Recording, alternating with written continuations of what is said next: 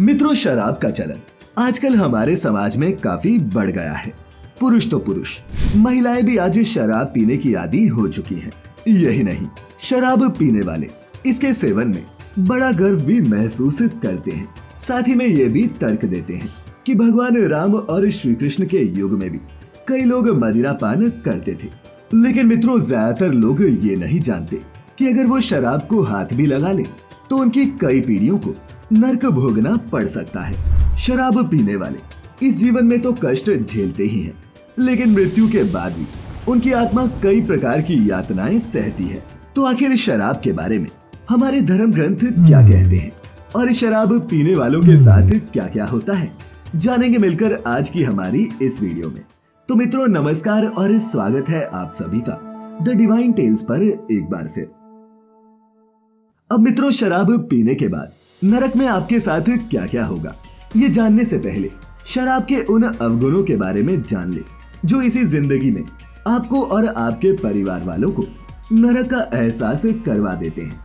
दरअसल जैसे ही आप शराब पीते हैं, आपका दिमाग सुस्त पड़ जाता है और आप सोचने समझने की शक्ति खोने लगते हैं। साथ ही आपको ये भी समझ नहीं आता कि आप जो कर रहे हैं वो सही है या गलत। आपने वो कहावत तो सुनी ही होगी कि जहाँ शैतान नहीं पहुंच सकता वहाँ वो मदिरा को भेज देता है। मित्रों, आपने शराब पीने वालों को अक्सर रोते चिल्लाते या फिर अपशब्द कहते सुना होगा, और ऐसा इसलिए होता है क्योंकि शराब पीने के बाद लोगों का अपने ऊपर नियंत्रण नहीं रहता। और यही कारण है कि शराब पीने वाले अक्सर अपने परिजनों के साथ भी गलत व्यवहार करने से संकोच नहीं करते, यहाँ तक कि कई लोग मारपीट पर भी उतर आते हैं। अब मित्रों, भले ही शराब पीने में लोगों को आनंद मिलता हो, लेकिन इस गलत आदत की वजह से शराब पीने वालों के घर में अक्सर लड़ाई झगड़े कलह कलेश रहते हैं और उनका पूरा परिवार इस जीवन में नरक से भी बुरी जिंदगी व्यतीत करता है। तो चलिए मित्रों, अब ये जानते हैं कि हमारे धर्म ग्रंथों में शराब को लेकर क्या कहा गया है। तो सबसे पहले बात करते हैं श्रीमद् भागवत गीता की, जिसमें 5 महापापों का जिक्र मिलता है। और मित्रों, इन्हीं 5 महापापों में ब्रह्म हत्या, सोने की चोरी, गुरु पत्नी से संबंध और विश्वासघात के साथ साथ शराब पीना भी शामिल है।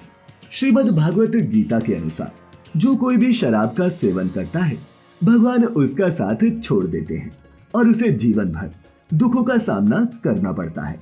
मित्रों, हमारे वेदों में भी मदिरा पान को एक बहुत बड़ा पाप माना गया है। ऋग्वेद में शराब पीने वालों को शैतान की संज्ञा दी गई है। ऐसा शैतान जो दूसरों से लड़ता है, गलत व्यवहार करता है और लोगों पर बेवजह ही अत्याचार करता है। दरअसल जब शराब शरीर के अंदर प्रवेश करती है तो वो व्यक्ति के अंदर से विचार, संस्कार, विवेक और सद्भाव को बाहर का रास्ता दिखाती है, जिसमें व्यक्ति की अच्छा सोचने और समझने की शक्ति खत्म हो जाती है और व्यक्ति एक शैतान की भांति हो जाता है। वहीं गरुड़ पुराण के अनुसार अगर आप शराब पीते हैं तो अगले जन्म में कुत्ता बनने के लिए तैयार रहिए, क्योंकि शराब पीने वालों का जन्म कुत्ते या फिर मेंढक की योनि में होता है। अब आप शायद ये जानकर चौंक जाएंगे कि शराब पीने वालों को अगले 70 जन्म तक मोक्ष की प्राप्ति नहीं होती और उनकी आत्मा वर्षों तक मोक्ष की प्राप्ति के लिए एक नरक से दूसरे नरक में भटकती रहती है। मित्रों, नारद पुराण में शराब के 3 प्रकार बताए गए हैं।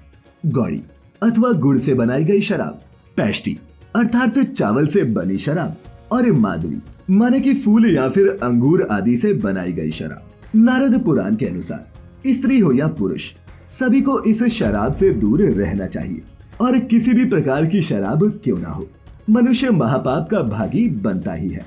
ऐसे मनुष्य पर भगवान कभी प्रसन्न नहीं होते और उन्हें हमेशा परेशानियों का सामना करना पड़ता है।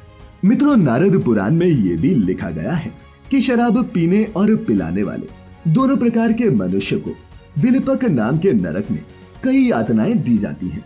यही नहीं, ऐसे पापियों को लौह की आग में भी जलाया जाता है। तो मित्रों, हम उम्मीद करते हैं कि आप इन धर्म शास्त्रों में दी गई शिक्षा पर चलेंगे और खुद को शराब या मदिरा से दूर रखेंगे।